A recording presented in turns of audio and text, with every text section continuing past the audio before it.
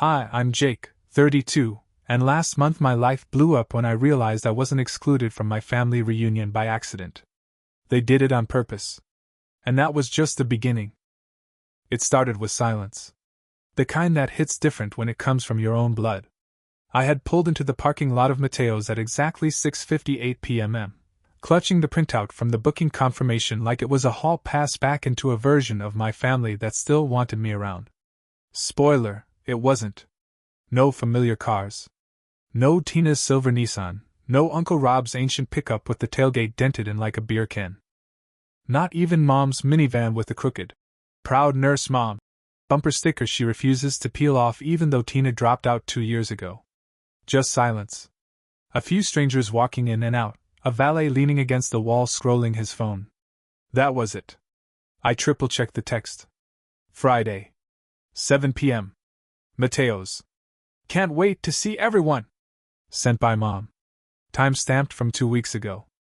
I'd confirmed it 3 days earlier. Even sent a thumbs-up emoji like a sucker. I walked inside. The cold air hit me like guilt. Soft jazz playing, glasses clinking, distant laughter. The restaurant wasn't empty. But the private room I had paid for? Locked. Dark. I flagged down a hostess. Blonde. Maybe 23. Didn't look up from her iPad when she asked. Can I help you, sir? I cleared my throat. Yeah, Thompson party. Private room? She scrolled, then nodded. Oh, yep. That was last night. I blinked. No, it's tonight. I made the reservation. Another scroll. 16 people, right? Big cake? Place cards?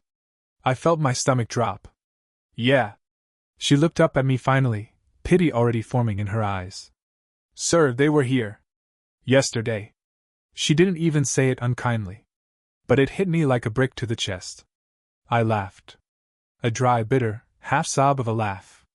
No. You're wrong. It was tonight. I confirmed it. I paid.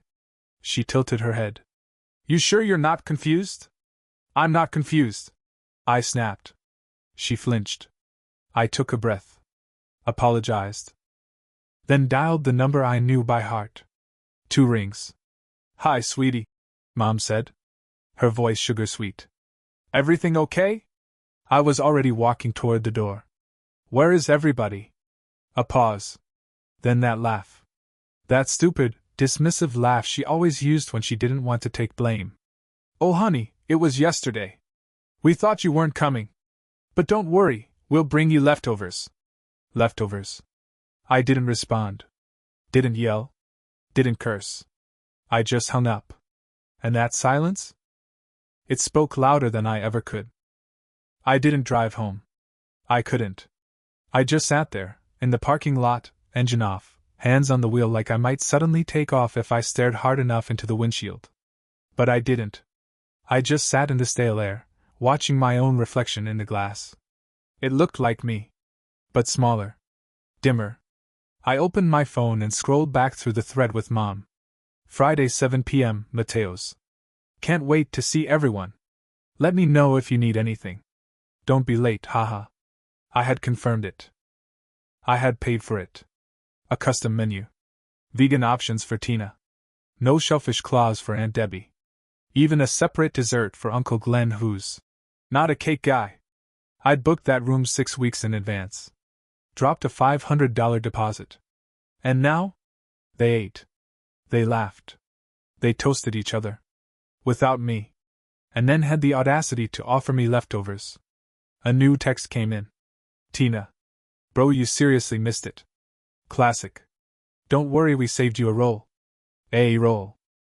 I wanted to throw the phone across the parking lot. Instead, I screenshotted it. For later. For evidence. For whatever version of me might need a reminder one day that this wasn't just a bad dream. I walked back to the hostess.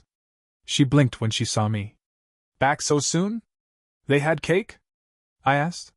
She tilted her head, confused. Yeah? Your mom brought it in. Something with strawberries and gold flakes. I nodded. Did it say anything on it? She tapped her lip. I think it said to family or family forever. Something like that. Of course it did. I left again, this time for real. Got in the car. Drove. Not home, just away. Somewhere with cheap coffee and a 24-hour diner sign blinking like a dying heartbeat. I sat in a booth with a chipped formica table and a laminated menu and ordered pancakes I didn't touch. And I thought. About the bills I'd paid. About the birthday parties I'd funded but never got invited to. About the vet bills, the textbooks, the cruise. I thought about how every time I asked for a shred of recognition, I was called petty. Transactional. Dramatic. But they took the money. Every time. They called it love when I gave. And guilt when I stopped. The waitress came by. Everything okay? Yeah. I lied. Just deciding if I'm gonna stop being the good son. She gave me a tired smile. Sometimes, honey, that's the only way you survive. That was the moment something shifted. Quietly, like a door clicking shut in the distance. I opened my banking app. Looked at the charge from Mateo's.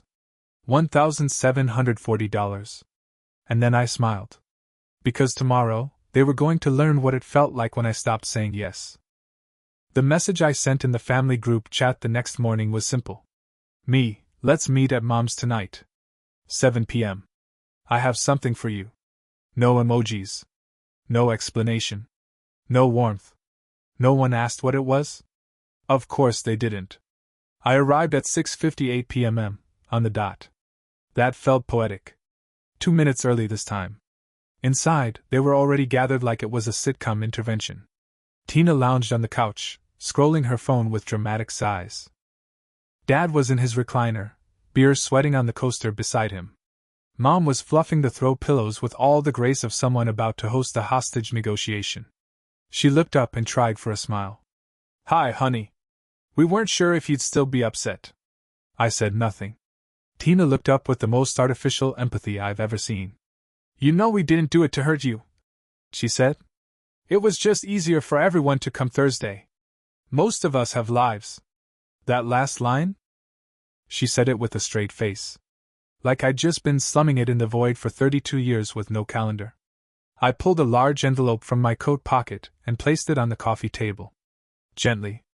Calmly. Like a bomb I'd made peace with. Mom raised an eyebrow. What's this? I sat down.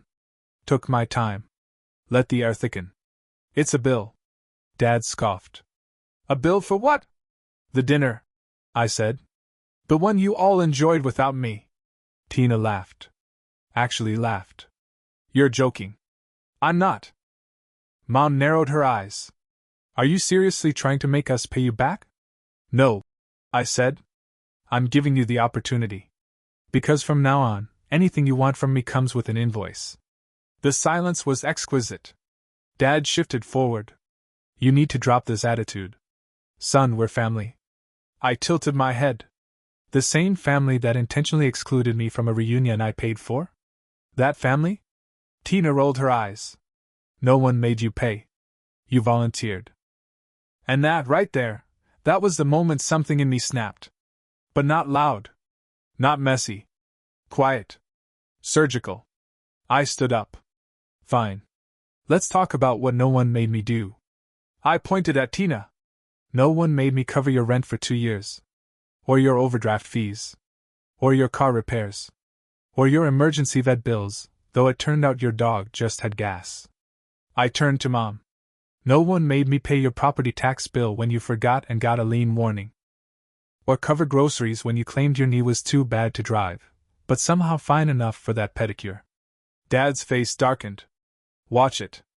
Oh, I'm just getting started, I said, pulling a second envelope from my coat. I dropped it on top of the first. It landed with a satisfying thud. What the hell is that now? Dad asked. I smiled. Documentation. Every wire transfer, Venmo, Zelle, Cash App, check, receipt, Amazon order, utility bill. Labeled. Sorted. Indexed. Tina snorted. You really are insane. No, I said. I'm protected. Because I filed a fraud report this morning. Her face went pale. Mom's voice turned thin. What are you talking about? I looked her dead in the eye. Last week, I got a call from a credit company. Someone opened a card in my name. Used it to buy a spa package and a new iPhone. The shipping address? I paused. Your house. Tina stood up. You're kidding. Nope. And when I called the company, they said the account had been used for over $4,000 of purchases. I checked. And guess what? They match up exactly with your Instagram post from last weekend. The spa day. The new phone. The brunch. I took out a final sheet of paper and laid it gently in front of them. Identity theft, I said. And I'm pressing charges. The room exploded. Tina screamed. You pathetic piece of... Dad stood. You want to send your own sister to jail? I didn't flinch. You want me to keep playing the idiot forever? Mom burst into tears. You're destroying this family. No, I said, walking toward the door. I'm finally saving myself from it. And then something I never expected happened. Wait, a voice said quietly. I turned. It was Luke. Cousin Luke. The silent one. The guy who barely spoke at reunions, always hiding behind a beer or a hoodie. I'd like to pay my share, he said. Of the dinner, I mean. It's only fair. Everyone turned to him, stunned. I should have said something. He added. They did plan to exclude you. I was there when they joked about it. Said you'd be too dramatic. I'm sorry. I looked at him, and for the first time that night, I actually smiled. Thanks, I said. Then I walked out. And just like that, the good son was dead. The next morning, my phone buzzed at exactly 8:17 a.m. Private number. I answered. Hi, is this Daniel Thompson? Speaking. This is Officer Reynolds, local precinct. We're following up on a report of financial fraud involving a credit card opened in your name. Your family's address was listed on the application. We'll be visiting the property today to collect statements. I sat up straighter in my chair. Do you need me there? No, sir. You've done your part. We'll take it from here. Click. I stared at the blank screen for a second, then exhaled. Deep and full. Not relief, exactly. Not fear either. Just release. Because for once, someone else would walk into that house and ask the hard questions. And they wouldn't be able to lie their way out. That afternoon, the voicemails started. The first came from Mom, voice thick with indignation and panic. Daniel, how dare you send the police to my home? I was in my robe, your father hadn't even had his coffee. They made us sit down like criminals. This is family. You don't do this to family. The second voicemail, shorter, sharper. Delete that report. Now. Before Tina loses her job. The third? You better pray your grandparents don't hear about this. I didn't respond. I just waited. Because I knew something they didn't. The police had found the texts. Tina, in her infinite stupidity, had left everything on her phone. When asked if they could take a look, just to clear things up, she handed it over. And there it was. Use my bro's info again for the spa day, lol. IDC, he's such a pushover. He won't even notice.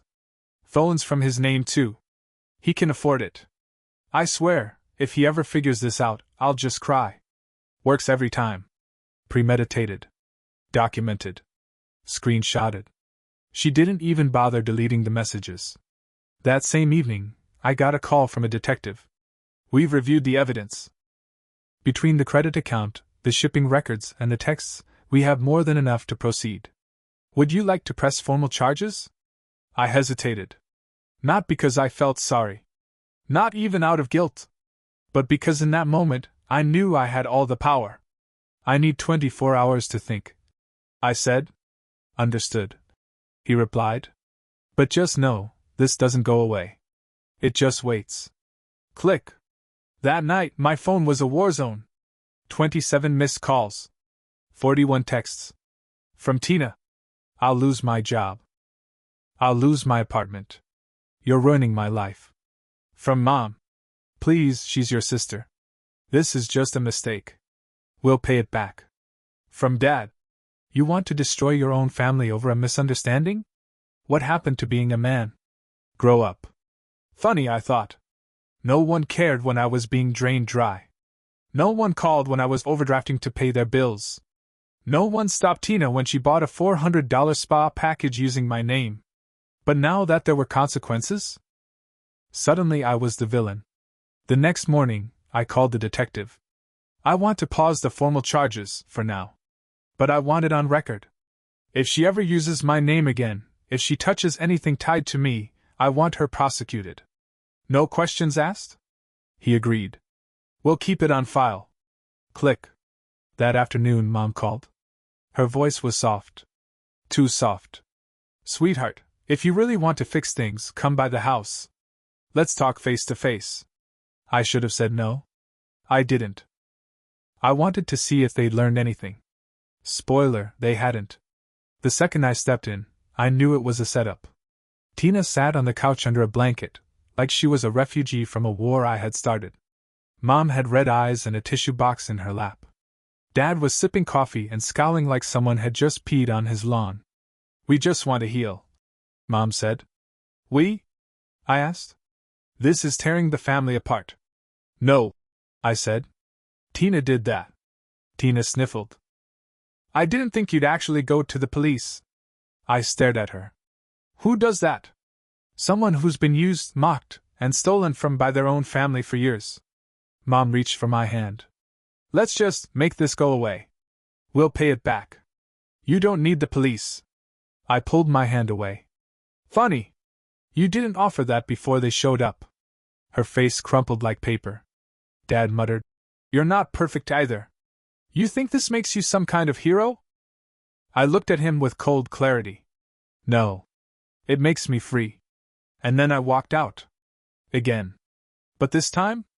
It was permanent. A week later, my phone buzzed again. Detective Salinas. We received a payment toward the fraudulent charges, he said. Marked as anonymous, but it came from a joint account under your parents' names. I didn't say anything right away. He waited. So, he continued, given the circumstances and the repayment, do you want to press charges anyway? I leaned back on the couch. The same IKEA one I'd assembled myself in my new place 2 states away. My coffee was warm. My fridge was full. My phone bill was paid with my money. No surprises. No guilt. I stared at the ceiling, then finally said, No. Not this time. But I want it on record. If she touches anything with my name again, I will press charges. No phone call. No warning. Just charges. He agreed. Understood. Click. And just like that, it was over. No more open cases. No more unfinished fights. Done. 2 weeks later, I moved out of state officially. Small town. Clean air. A place where the neighbor waves when you walk to your car and nobody knows who Tina is. The landlord was an older guy with a busted hip and a toolbox he kept in the front seat of his truck. Rent was less than half of what I paid back home. And for the first time in my adult life, I got to breathe without bracing for the next family emergency. I spent my first weekend making a playlist of songs I liked. Not stuff that made me think of them. Just me. I bought groceries I actually enjoyed. Fancy jam. Stupidly expensive yogurt. And one night, while eating takeout on my couch, I realized something so simple it almost broke me. I didn't owe anyone anything. Not anymore. But that piece? It didn't last untouched. 3 weeks in, I got a letter. Handwritten. No return address. Inside. A folded note and a check. The handwriting was small. Neat. Block letters. I don't expect you to forgive me. But thank you for doing what I never had the courage to. Look. The check was made out for $870. Half the cost of the Mateo's dinner. I sat there for a full minute staring at it. Not because I needed the money. But because someone got it. Look. Of all people. The guy who never said more than 5 words at family events. He saw everything. And now? He was the only one who tried to make it right. I cashed the check the next day. As for the rest of them? Not a word. Not for my birthday. Not for Christmas. Not even when Dad had surgery that summer. I found out through a cousin's Facebook post, one of those vague prayers up for my uncle, statuses. And you know what? Good. Let them explain my absence.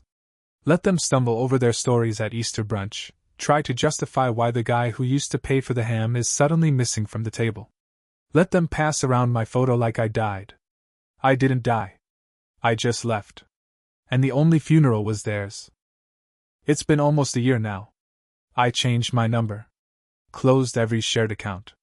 Moved again, this time to a little place with a backyard and a lemon tree that somehow refuses to die. No more group chats. No more late night emergencies, disguised as calls for help. No more guilt-tripped Venmo requests labeled as just until Friday. I kept waiting for it to hurt more than it did. It didn't. I thought I'd miss them. Thought there'd be an ache, an emptiness, something. But what I felt was space. And silence. And peace.